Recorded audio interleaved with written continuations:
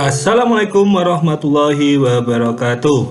Sahabat semuanya, bertemu kembali dengan channel Diskusi Hukum. Di video kali ini kita akan membahas masalah alur pemeriksaan perkara gugatan sederhana. Baik, kita lihat dulu ya, apa dasar hukum perkara gugatan sederhana. Yang pertama yaitu Peraturan Mahkamah Agung Republik Indonesia Nomor 2 Tahun 2015 tentang tata cara penyelesaian gugatan sederhana. Dan peraturan ini disempurnakan dengan Peraturan Mahkamah Agung Republik Indonesia Nomor 4 Tahun 2019 tentang perubahan dari Perma Nomor 2 Tahun 2015 tentang tata cara penyelesaian gugatan sederhana. Baik, sebelum melihat alur pemeriksaan, alangkah baiknya kita lihat ruang lingkup gugatan sederhana itu sendiri, yaitu sebagaimana dalam pasal 3 dan pasal 4 Perma gugatan sederhana. Yang menjadi ruang lingkup yang pertama yaitu perkara cedera janji atau wan prestasi atau perbuatan melawan hukum yang nilai gugatan material maksimal yaitu 500 juta rupiah. Jadi di situ ditentukan nilai gugatan material maksimal adalah 500 juta rupiah. Yang kedua yaitu bukan perkara yang masuk dalam kompetensi pengadilan khusus.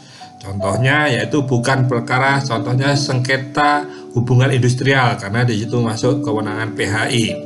Walaupun mungkin nilai gugatannya di bawah 500 juta rupiah, tetapi ini tidak bisa diajukan dengan gugatan sederhana. Contoh lagi sengketa niaga, ya di situ juga tidak bisa diajukan melalui gugatan sederhana.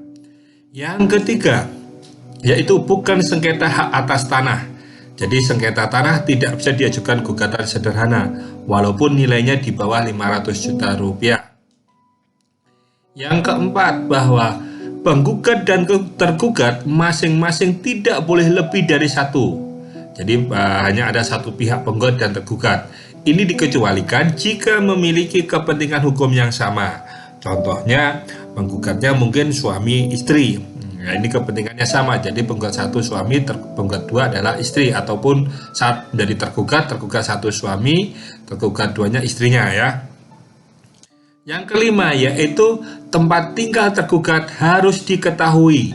Jadi tempat tinggal tergugat harus diketahui. Tidak boleh mengajukan gugatan kepada pihak tergugat yang tidak diketahui tempat tinggalnya. Kenapa? Karena ketika tidak tahu tempat tinggalnya, maka ini menggunakan panggilan umum yang lamanya nanti tentu sangat butuh waktu yang lama. Sedangkan gugatan sederhana ini hanya dibatasi waktunya. Masih di ruang lingkup gugatan sederhana, yaitu yang keenam, penggugat dan tergugat harus berdomisili di wilayah hukum pengadilan yang sama. Jadi penggugat tergugat dalam satu wilayah hukum, ya dalam satu kabupaten lah istilahnya begitu. Dalam hal penggugat berada di luar wilayah hukum domisili tergugat, maka penggugat mengajukan gugatan dengan menunjuk kuasa atau kuasa insidentil atau wakil yang berdomisili di wilayah hukum tergugat dengan surat tugas dari institusi penggugat. Maksudnya penggugat di luar wilayah dia memberikan kuasanya itu tempat tinggalnya di tempat tinggal tergugat begitu ya. Kalau itu institusi cabangnya dia memberikan kuasa cabangnya di tempat tinggal tergugat. Dan ini syaratnya yaitu bahwa penggugat dan tergugat wajib menghadiri secara langsung setiap persidangan, ya kan, dengan atau tanpa didampingi oleh kuasa insidentil atau wakil dengan surat tugas dari institusi penggugat. Jadi prinsipal harus hadir di persidangan. Selanjutnya kita bahas terkait dengan tahapan pemeriksaan perkara gugatan sederhana, yaitu ditentukan di dalam pasal 5 yang dimulai dari pendaftaran, selanjutnya pemeriksaan kelengkapan berkas, penetapan hakim atau penunjukan panitera pengganti, ini ada satu kesatuan, pemeriksaan pendahuluan, penetapan hari sidang dan pemanggilan para pihak, pemeriksaan dan perdamaian, selanjutnya masuk pembuktian, dan acara terakhir adalah pembacaan putusan. Oke, kita bahas satu persatu ya dari tahapan pemeriksaan tersebut. yaitu dimulai dari pendaftaran perkara. Jadi penggugat dapat mendaftarkan gugatannya di PTSP pengadilan, yaitu dengan cara mengisi formulir gugatan yang telah disediakan, atau jika dia sudah membuat surat gugatan, cukup menyerahkan salinan surat gugatannya di PTSP. Pendaftaran gugatan sederhana ini juga dapat dilakukan melalui aplikasi e-court. Untuk aplikasi e-court ini diwajibkan kepada advokat. Ya, jadi advokat wajib mendapat dengan aplikasi e-court.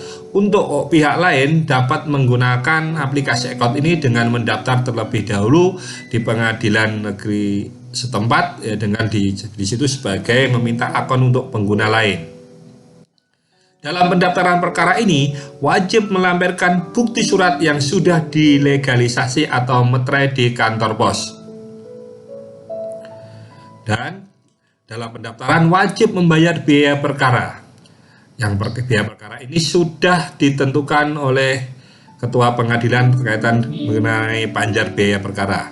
Jika penggugat tidak mampu, dapat mengajukan permohonan perkara prodeo atau cuma-cuma, di mana panjar biaya perkara ini nanti akan dibebankan kepada DIPA Pengadilan Negeri. Pemeriksaan kelengkapan berkas. Pemeriksaan kelengkapan berkas ini dilakukan oleh panitera. Gugatan yang tidak memenuhi syarat akan dikembalikan. Contoh, buktinya tidak ada, maka akan dikembalikan. Atau ternyata dari bukti yang diterima tersebut ternyata ini bukan gugatan sederhana, maka akan dikembalikan. Gugatan yang didaftar melalui e-court jika ditolak, maka pihak penggugat bisa mengambil uang panjar ke pengadilan, karena dalam gugatan e-court sudah langsung membayar biaya panjar. Jika prosesnya ditolak, maka bisa datang ke pengadilan untuk membayar biaya panjar perkara yang sudah dibayar. Dan ini adalah penunjukan hakim dan panitera pengganti, yaitu ketika berkas yang sudah lengkap, maka akan diregister dan diberi nomor perkara. Selanjutnya ditunjuk hakim tunggal oleh ketua pengadilan yang menyidangkan perkara, dan ditunjuk seorang panitera pengganti untuk membantu dalam proses persidangan.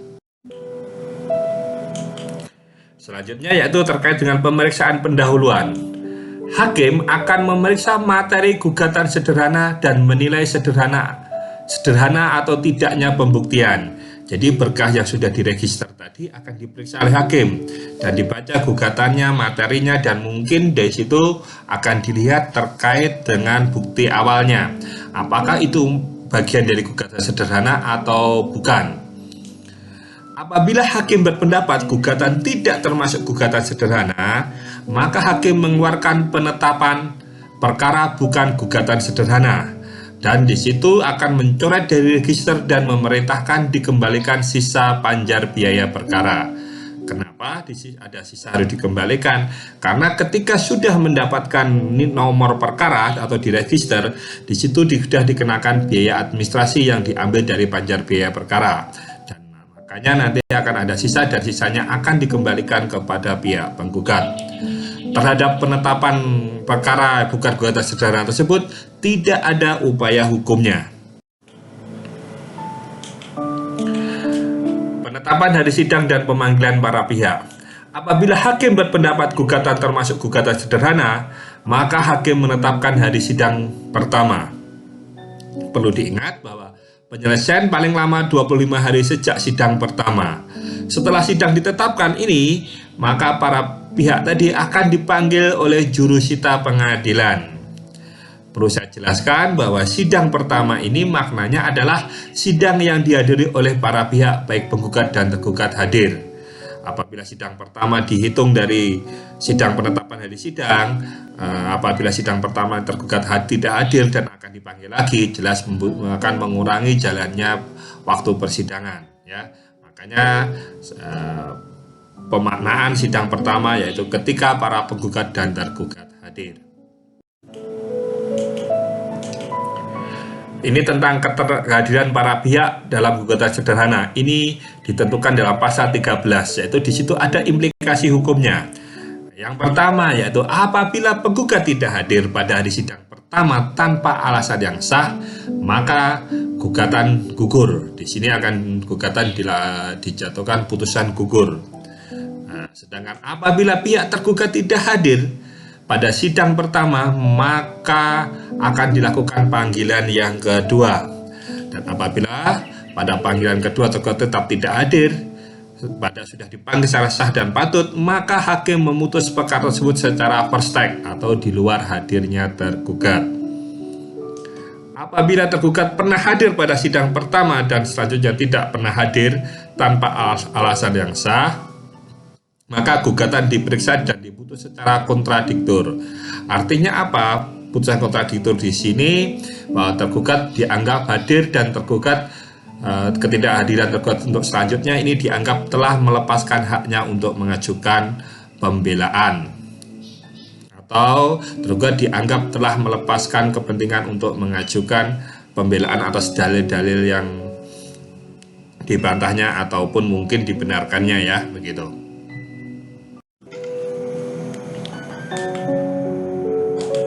Peran aktif hakim dalam pemeriksaan gugatan sederhana, yaitu sebagaimana diatur dalam pasal 14 Perma Gugatan Sederhana. Yang pertama yaitu memberikan penjelasan secara berimbang kepada para pihak terkait acara gugatan sederhana, yaitu dijelaskan kepada para pihak bagaimana tahapan-tahapan proses persidangannya, terutama ini, ya. Yang kedua yaitu mengupayakan perdamaian di dalam maupun di luar pengadilan. Maksudnya diajak untuk menyelesaikan secara perdamaian, diminta dibahas untuk di dalam persidangan maupun di luar pengadilan, yaitu kepada para pihak agar menemukan solusi damainya, ya.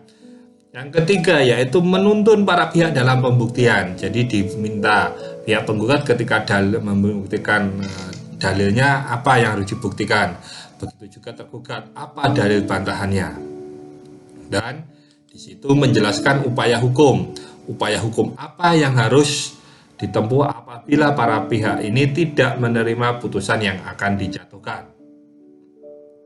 Perlu diingat bahwa peran aktif hakim harus dilakukan di dalam persidangan yang dihadiri oleh para pihak. Jadi tidak boleh diberikan penjelasan di luar persidangan, ya, begitu. Pemeriksaan persidangan, yaitu pada hari sidang pertama tadi wajib diupayakan perdamaian dengan memperhatikan waktu 25 hari, ya, tinggal waktu mediasi tadi di dalam pasal 15, ya. Apabila tercapai perdamaian, maka hakim membuat akta perdamaian dan putusan akta perdamaian tidak dapat dilakukan upaya hukum. Apabila tercapai perdamaian di luar pengadilan dan tidak dilaporkan, maka sidang tidak terikat dengan perdamaian tersebut. Ya, alur pokok persidangan makanya yaitu dimulai dengan gugatan, jawaban, pembuktian, dan pembacaan putusan. Dalam tahap pemeriksaan,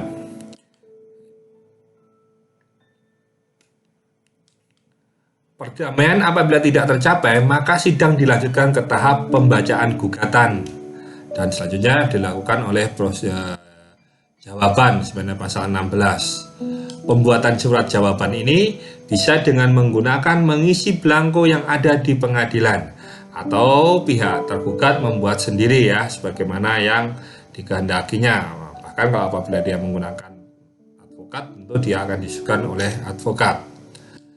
Dalam gugatan sederhana tidak dapat diajukan tuntutan provisi.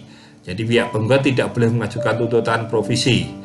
Eksepsi dan rekonvensi tidak boleh diajukan oleh pihak tergugat dan tidak diperkenankan adanya intervensi atau masuknya pihak lain masuk dalam perkara. Replik, duplik, atau kesimpulan juga tidak ada di dalam proses persidangan acara gugatan sederhana.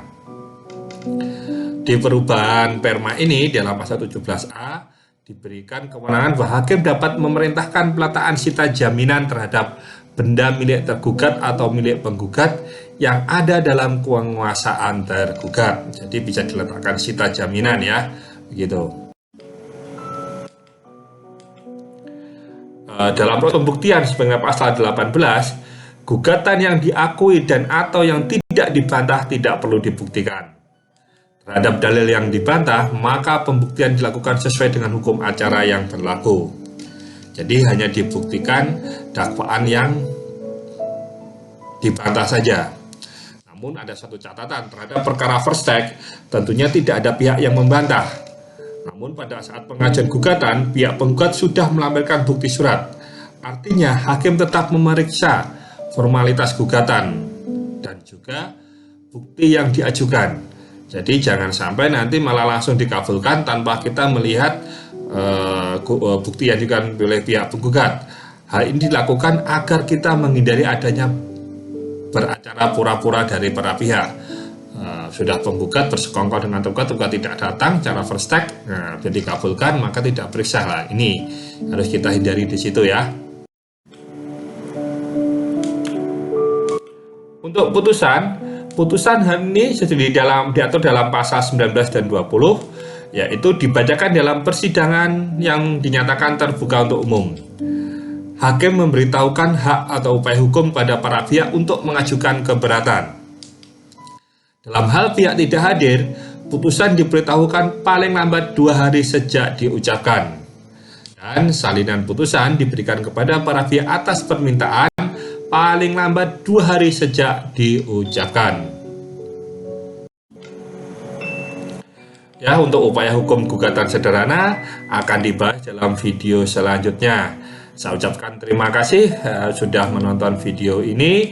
Jangan lupa klik tanda lonceng dan subscribe channel kami sehingga nanti Anda akan mendapatkan pemberitahuan video-video kami selanjutnya. Sampai bertemu di kesempatan yang akan datang dengan video-video kami selanjutnya tentang penjelasan hukum.